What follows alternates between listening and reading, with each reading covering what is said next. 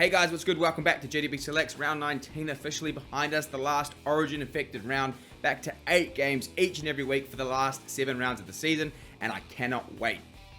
But before we get stuck into our video, I do just want to plug our free Discord server, as always, Oceania Oracle, which you can join for completely free. We give out a bunch of free tips, which we're up over 170 units here to date. We give away analysis, talk sports, banter, you name it. It's awesome. And again, completely free, no strings attached. To get in there, we are trying to become the biggest South Pacific Australasian Discord server, especially when it comes to rugby league. So your support goes a long way. Do give us a try. I promise you won't regret it. And if we take a look back at last week, as you would have seen from the thumbnail, and probably because you got one yourself, we did get the perfect week last week, going 7 from 7. I think most people would have got 6 or 7 correct last week. No upsets either, so the first time all season, all 7 favourites came out on top. And most importantly, the Warriors won. That does leave us at 59, just shy of that 60% mark for the season. Only 7 more rounds to go. We are going to try and climb our way back up the leaderboard to challenge the likes of Jordan Hill and Run It Straight. And speaking of those lads, Jordan Hill has moved 2 points clear of Run It Straight, 274 in second place. No perfect rounds for those two, but plenty of green on the screen. As you can see, almost, 15 of the top 20 tipsters got the perfect 7 from 7, which does give them that extra 1 point boost. So still plenty to play for. Hard luck to both Jordan Hill and Run It Straight, but good luck to you blokes. Good luck to everyone that tunes into these weekly videos. Here are my personal tips, breakdowns, and predictions for round 20. Alright, round 20 gets underway on Thursday night with the 10th place Dolphins taking on the 12th placed North Queensland Cowboys at Suncorp Stadium, a good old-fashioned Queensland derby. And if we start first with the Dolphins, who were nearly able to run down the Sharks despite a scoreless first 60 minutes, eventually going down 24 points to 12 at Shark Stadium. Cronulla asserted themselves through the middle of the park, with the Dolphins just bleeding meters. But to their credit, they were brave defensively on their try line and only found themselves behind 6-0 at the break. The Sharks extended their lead after half-time before momentum swung sharply as Herbie Farnworth ignited the Dolphins' attack, coming up with a one-on-one steal and a crucial try to get them back in the fight, but ran out of petrol down the stretch. After scoring 184 points in their last 4 games, their attack certainly looked a bit clunky without Hammer and Nikorima, with Isaiah Katoa regularly unable to link up with his outside men and getting caught with the ball on the last tackle. Given what was at stake for the Sharks and the personnel missing for the Finns, I don't think you can read too much into that loss, but it certainly could prove pivotal as the race for the final spots in the top 8 heat up. Now, in terms of teams list for the Dolphins, Hamiso Tabuai-Fidow was rested after helping Queensland reclaim the Origin Shield, but will be back in action this week. Mark Nichols failed his HIA, so will be in doubt this week. And as for the Cowboys, they suffered their 5th loss in their last 6 games, despite their Origin players backing up, going down to the Bulldogs at home, 12 points to 8. North Queensland opened the scoring with a try from Zach Laybutt in the 15th minute, but were unable to cross the stripe for the next 65. Despite the Cowboys' solid effort early and a 5-2 line break count in their favour, their performance was riddled with 17 errors with just a 65% completion rate, something you cannot afford to do against any side, let alone a patient and grinding side like Canterbury. Murray Taulagi was strong in his return from injury, amassing a game-high 251 run meters and, more importantly, 0 errors. Once again though, a really disappointing performance from a side that is just brimming with representative talent and experience. Now, in terms of teams list for North Queensland, Jake Clifford and Jordan McLean are both in doubt this week with injuries. Good news though is John Bateman is listed to return this week from a groin strain. Alright, looking at the two sides head to head, the Dolphins, they have won the 3 meetings at Queensland Country Bank Stadium, while the Cowboys have won both meetings between the two clubs at Suncorp Stadium. But I do think that changes this week, and I am going to take the Dolphins here at this stage by 1 to 12 points. I do think if Jake Clifford is unavailable for the Cowboys, they cannot overcome his loss. He's proven to be pivotal to their success this season. And if the Dolphins do get Hammer back, I think their attack looks better than it did against Cronulla. So I do think the Dolphins can squeak it out. But my thoughts might change on this game depending on who is named for the Cowboys. So let's just keep an eye out on Tuesday. But for now, I do think the Dolphins edge them out in a close one by 1 to 12 points. Alright, moving now to the first of 2 games on Friday this week, and we do start with the 9th placed Cronulla Sharks taking on the 8th placed Sydney Roosters at Shark Stadium. And if we start first with the Sharks, who were far from their best, but still got back into the winner's circle after losing 4 of their last 5 games, taking down the Dolphins at home 24 points to 12. The opening half saw the Sharks dominate the Dolphins through the middle of the park, but struggled to translate their territorial advantage into a commanding lead, taking just a narrow 6-0 buffer into the break. Nico Hines played like he owed someone money and had a point to prove, and was instrumental for the Sharks, opening the scoring inside 10 minutes and sealing the match with a second try in the dying moments. The Sharks' back 5 were also immense, collectively amassing over 900 run meters, but despite their forward momentum, Cronulla's attack faltered at key moments, leaving the door ajar for a Dolphins comeback. It certainly was a far cry from a perfect performance, but it certainly was a performance that showed an improved desire and discipline, and the win could prove to be a really important one in the context of Cronulla's season. And in terms of teams list, Sam Stonestreet, I believe, played New South Wales Cup last week, so will be available for selection if required. And as for the Roosters, they welcomed Sam Walker back into first grade by securing a hard-fought 31-24 victory over the Dragons at Jubilee Stadium. The Roosters opened the scoring with Daniel Tupou crossing the line twice within the first 11 minutes, with both sides giving up easy meters through the middle of the park and conceding 3 tries apiece on their edges in a high-scoring opening 30 minutes. Despite Sam Walker spending 10 minutes in the sin bin, the Tricolours managed to cross the stripe during their numerical disadvantage, and Walker slotted a vital field goal on the stroke of half-time to give his side a slim lead. The second half saw a tighter defensive battle, with both sides struggling to add to their halftime total before Victor Radley sealed the win late with a try near the post from a brilliant pass, maybe forward, from James Tedesco. It was great to see Sam Walker back on the park, and although he didn't come up with any highlight reel plays, I think the Roosters will really benefit from his goal kicking. You know, it's probably an underrated part of his game, and something that only really gets mentioned after a bad game, but obviously it can be so crucial in a result. Just ask New South Wales Blues fans. Too soon? Now, in terms of teams list for the Roosters, no new injuries, so I would expect a pretty similar 1-17 this week. Looking at the two sides head-to-head, the Roosters, they have won 9 of the last 12 games against the Sharks. That includes a heavy 26-point win earlier this season, despite missing all of their origin players. And I do like the Roosters again this week, but just by 1 to 12 points. I think the Sharks will obviously come with a point to prove and want to, make amends for their performance earlier this season. But if the Roosters can find a bit of form, they can score tries that not many other teams can score. And I don't think the Sharks will be able to hold them out. But I do think it's close. So just Roosters 1 to 12 for me. Alright, and the final game on Friday has the 6th placed Penrith Panthers taking on the 16th placed South Sydney Rabbitohs at CommBank Stadium. And if we start first with the Panthers, who delivered a dominant performance against the Parramatta Eels in the Round 19 Battle of the West at CommBank Stadium, securing a convincing 32-10 point victory. Despite trailing 10-6 just before halftime, the Panthers surged strongly in the second half with 5 unanswered tries, marking their 5th consecutive win and reinforcing their position as a dominant force within the premiership. Thomas Jenkins opened the scoring for Penrith, followed by a crucial try from Luke Garner right on the halftime siren that shifted momentum firmly in Penrith's favour. Nathan Cleary, who came off the bench for a 51-minute masterclass, not only orchestrated the attack, but also scored a match-sealing try, with Lindsay Smith adding the final blow to complete the rout. It was another strong performance from the 4-time defending champs, even with most of their origin players rested or playing limited minutes. Now, in terms of teams list for Penrith, Scott Sorensen is free to return from suspension this week, and I'd assume most of their uninjured origin players will also be included as well.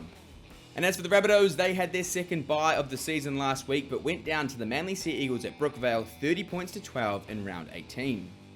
The opening 20 minutes saw South Sydney absorb significant pressure, holding Manly at bay with determined defence. However, repeated sets eventually told, and the Sea Eagles piled on 5 unanswered tries to take a commanding lead.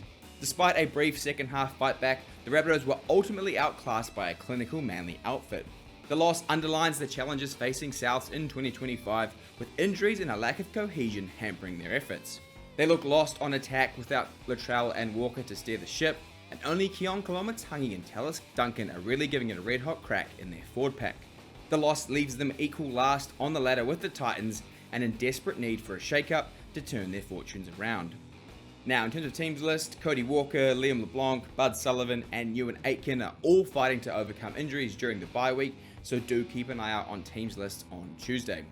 Looking at the two sides head-to-head, the Panthers, they have won 12 of the last 15 games against the Rabbitohs. However, South beat Penrith earlier this season, 28 points to 18. Unfortunately though, I don't think that happens again, so I am going to take the Panthers here by 13+. I think the Panthers are on a bit of a roll right now, and the poor old luckless South Sydney Rabbitohs have nothing going their way. Even if they have, Latrell and a few others back, I do think the Panthers will be far too strong for a side lacking plenty of confidence. Alright, moving now to the first of 3 games on Super Saturday this weekend, and we do start with the first placed Canberra Raiders taking on the 15th placed Parramatta Eels at GIO Stadium. And if we start first with the Raiders, who had their second bye of the season last week as well, but in round 18 showcased their premiership credentials with a narrow 28-24 triumph over the St. George Illawarra Dragons at GIO Stadium. It was certainly a tightly contested opening 40, with both sides unable to break through. That was before Canberra fullback Kyle Weeks put on a clinic. Weeks picked up a blistering hat-trick, scoring some incredible individual tries and running for a career and game high 346 running meters. Absolutely immense. The Green Machine dominated completions, field position and possession, but couldn't find the knockout blow, with the Dragons nearly snatching it late, despite having just a 66% completion rate. You've got to give the Raiders a lot of credit though, and trust me, I've been the Raiders' biggest critic over the past few years, but they have won games in a ton of different ways this season, and are getting pretty close to locking up the minor premiership with another bye still in hand and a relatively soft run home. And in terms of teams list, they got through the game with the Saints unscathed, so I do think their lineup will be unchanged. And as for Parramatta, the Eels suffered a comprehensive 32-10 point defeat against the Penrith Panthers at CommBank Stadium. Despite opening the scoring in the 14th minute with a try from Katoni Kautonga, Parramatta struggled to contain the Panthers' relentless attack and were their own worst enemy, making a whopping 20 errors and conceding 9 line breaks to 2. There was certainly some questionable selection and positional changes from Jason Riles, but I think ultimately he's making the right decision to begin to focus on 2026, as there isn't anything left to play for this year. Now, in terms of teams list for Parramatta, Kautonga was unable to return for the second half after picking up an ankle injury, so will be in doubt this week. Riley Smith is free to return though, having served his suspension, while Mitchell Moses, Luca Moretti and Will Penasini are still a week or 2 away. Looking at the two sides head-to-head, the Raiders, they have won 3 straight against the Eels. That includes a 38-point win earlier this season. Canberra have also won 7 of the last 9 meetings at GIO Stadium, and I think the Green Machine rolls on with a big 13+ win against Parramatta this weekend. Alright, moving now to the second game on Saturday, we have the 3rd placed Canterbury Bankstown Bulldogs taking on the 11th placed St. George Illawarra Dragons at Accor Stadium. And if we start first with the Doggies, who secured a hard-fought 12-8 victory over the North Queensland Cowboys at Queensland Country Bank Stadium in Townsville, snapping a 2-game losing streak and maintaining some breathing space between 4th place on the ladder. The match was a tense defensive battle, with the Bulldogs scoring 2 crucial tries in the final 5 minutes of the first half, including a debut try to local junior Jethro Rinakama.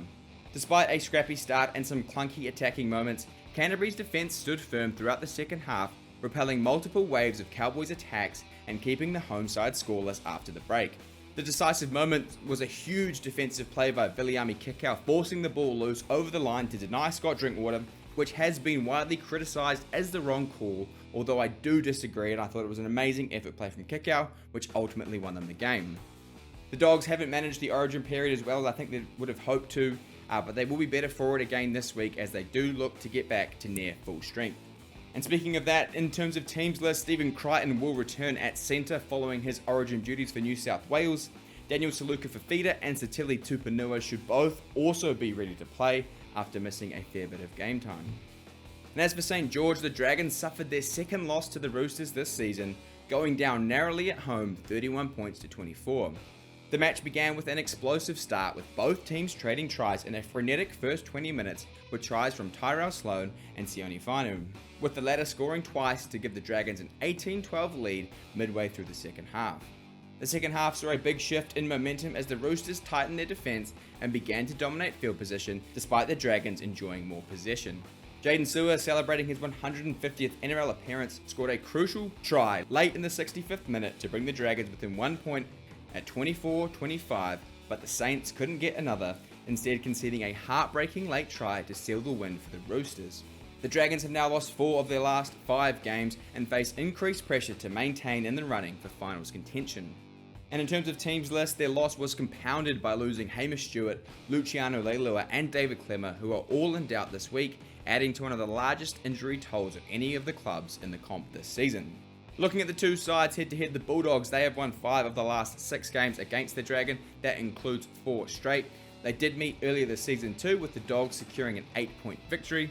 Canterbury have also won 11 of the past 14 meetings between the two clubs at Accor Stadium, and I do think they make it 12 from 15 this weekend. I'm going to take the Doggies here by 1 to 12 points. I think they've certainly been disrupted with Lachie Galvin and Origin, but I think being back at home in front of their home fans with a near full strength side should be too strong for a Dragon side that has just a stupidly large amount of injuries and players missing. I think the Dragons turn up. They've been fighting well all season. They've been in a lot of close games, but ultimately the Dogs come out on top. Alright, and the final game on Super Saturday has the second placed Melbourne Storm taking on the 7th placed Manly Sea Eagles at home at Amy Park. Alright, starting first with the Storm, they extended their winning streak to 6 straight games, pouring on 24 points in just as many minutes to beat the Newcastle Knights 32 points to 14. The Storm were made to work for it in the first half, only able to score the lone try right on the stroke of half time to give them momentum heading into the sheds. Jerome Hughes and Ali Katoa were once again the standouts on that right edge, with Katoa picking up a try-double alongside Trent Liero and Kane Bradley. Nick Meaney was once again great at fullback, clocking up over 200 run metres and filling in seamlessly for Ryan Pappenhausen. The Knights brought an intense physicality for long periods of that game, but ultimately Melbourne's ability to capitalise on turnovers and defensive lapses proved too clinical once again. And in terms of teams list, Pappy has been battling calf tightness over the past fortnight, but should be named again at fullback this week. Alec McDonald is also TBC as he looks to overcome a rib injury. And as for the Sea Eagles, they had the bye last week, but in round 18 secured a 30 to 12 point victory over a limp South Sydney Rabbitohs side at 4 Pines Park. The Sea Eagles raced to a decisive 24-0 lead midway through the second half, powered by doubles from key playmakers Tom Trbojevic and Ruben Garrick. Turbo, playing right centre, was instrumental, scoring 2 tries himself and assisting both of Garrick's tries as well. Daly Cherry Evans also contributed with a try and had one of his better games in recent times, kicking the Bunnies to death and controlling the pace of the game nicely. Despite a brief fight back from the Rabbitohs in that second stint, the Sea Eagles had built a comfortable lead in their opening half, and it proved to be an insurmountable deficit.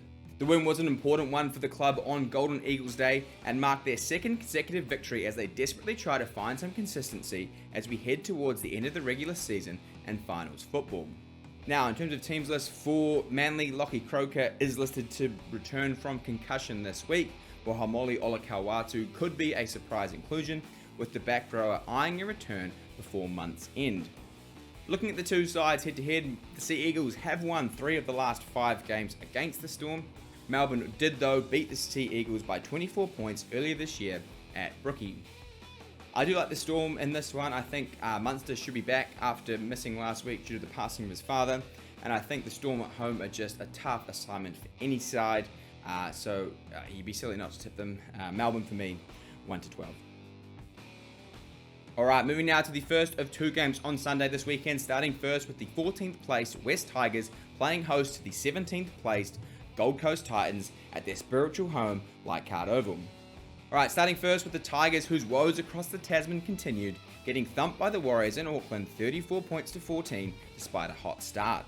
The Tigers opened the scoring in their first set of the day, but couldn't maintain it for long, with the Warriors leading 16-8 at halftime despite the Tigers completing 94% of their sets. Defensively, they were unable to hold out a Warriors side desperate to snap a 2-game slide, while only Adam Dewey produced hope for the visitors with a try-double to narrow the margin, but to no avail. By the numbers, it was certainly a close, high-quality contest, but West were unable to convert their chances and unable to stop the Warriors at the other end of the park, conceding 10 line breaks to 3. I've been giving the Tigers a rap for most of this year, but unfortunately it does feel like the progress they made earlier in the year has begun to unravel, and it looks like their confidence is taking a hit too. Right, and in terms of teams lists, Dream Buller is the only Tigers player still missing, but isn't due back until round 21. And as for the Titans, they hosted the Brisbane Broncos in a highly anticipated Queensland derby at Cbus Super Stadium, but despite a spirited effort from the Titans, the Broncos emerged victorious 26 points to 14. The Broncos established dominance early, capitalising on Titans' errors and converting them into points with Adam Reynolds' precise kicking, including 4 conversions and a penalty goal, contributing significantly. The Titans fought back briefly in that second half with Jojo Fafita crossing twice, but once again the Gold Coast were only able to show glimpses of their potential. I don't really have too much else to say. You could probably copy and paste my script for the past 12 weeks on the Titans' performance and it would probably fit perfectly. I just hope that they can send Foz off with at least 1 or 2 more wins before the season's over. Now, in terms of teams list for the Gold Coast, Keanu Kenny is eyeing a return in the next fortnight or so from that long-term neck injury that has kept him sidelined for a majority of the season so far. Looking at the two sides head-to-head, the Titans have won 5 of the last 6 games against the Tigers. They've also won 4 of the last 5 meetings between the two clubs at Leichhardt Oval. And ooh my days, what a bloody tough game to tip. I'm going to take the Titans here by 1 to 12 points. I think the Titans have shown glimpses of hope. Oh, I don't really know. I mean, pick whoever you want, but I'm going to take the Titans 1 to 12 and tip the upset. There you go. Alright, and the final game of round 20 has been hailed as the game of the round. The 13th placed Newcastle Knights taking on the 4th placed Wars at McDonald Jones Stadium. Alright, and if we start first with the Knights, who were unable to hold out the Melbourne Storm's attack despite a strong and physical first half, were going down at home 32 points to 14. The Knights started really well, leading 8-6 at half-time thanks to tries from winger Dominic Young and some solid defensive efforts, with Dane Gagai posting a constant threat from fullback. Despite a late consolation try from Fletcher Hunt, the Knights were outclassed in that second half as Melbourne extended their lead and controlled the game's tempo, pouring on 20 points in just about as many minutes after the break. Although the scoreline did get away from them eventually, I thought the Knights played a pretty good first 40 minutes and seemed to lift once again without Ponga in the side, which is just crazy really. Like, why can't they show that same desire with Ponga in this team? They'd win a few more games for sure. The Knights also have plenty of work to do as their slim finals hopes look less and less likely. And in terms of teams list, the loss was compounded by gun back rower Dylan Lucas unable to finish the game with a foot injury that will likely see him miss game time. And as for the Warriors, they delivered a commanding performance against the West Tigers, securing a crucial 34 to 14 point victory over here in Tamaki Makaurau. The win marked a strong return to form for the Warriors after a challenging period, including a 2-game losing streak and the loss of halfback Luke Metcalf to that season-ending knee injury. The introduction of new halfback Tanner Boyd proved pivotal as he made an impressive club debut, orchestrating the attack alongside Chanel Harris-Tavita, who scored a try-double. Personally, I was super impressed with Tanner Boyd defensively. He came up with countless big one-on-one tackles, really putting his body on the line for the club in the jersey. Some really great signs there. But across the board, it was a solid team performance, and it has certainly put my mind at ease after losing both Barnett and Metcalf, and certainly keeps my faith from a top 4 finish alive and well. Now, in terms of teams list, the win was overshadowed by the loss of centre Rocco Berry, who picked up yet another injury, this time his shoulder again, which I believe he's already missed time with, meaning he'll be out again for a wee while. Looking at the two sides head-to-head, the Warriors have won 3 of the last 4 games against the Knights. That includes a 14-point win earlier this season down south here in Christchurch. However, the Knights, they've won 4 straight games at McDonald Jones against the Warriors. But unfortunately for Newcastle fans, that streak comes to an end this weekend. The Wars are coming to town, baby. Warriors 13+. It is what it is. What a way to finish the video. Bang, just like that, another week in the books. Hope you've been enjoying these videos. They certainly take a lot of time. So if you have been enjoying them, do leave a like on the video. Do make sure you're subscribed. Leave a like on the video. Join our Discord server. Leave a comment. All that good stuff. I really do appreciate it. And I will see you guys next Monday.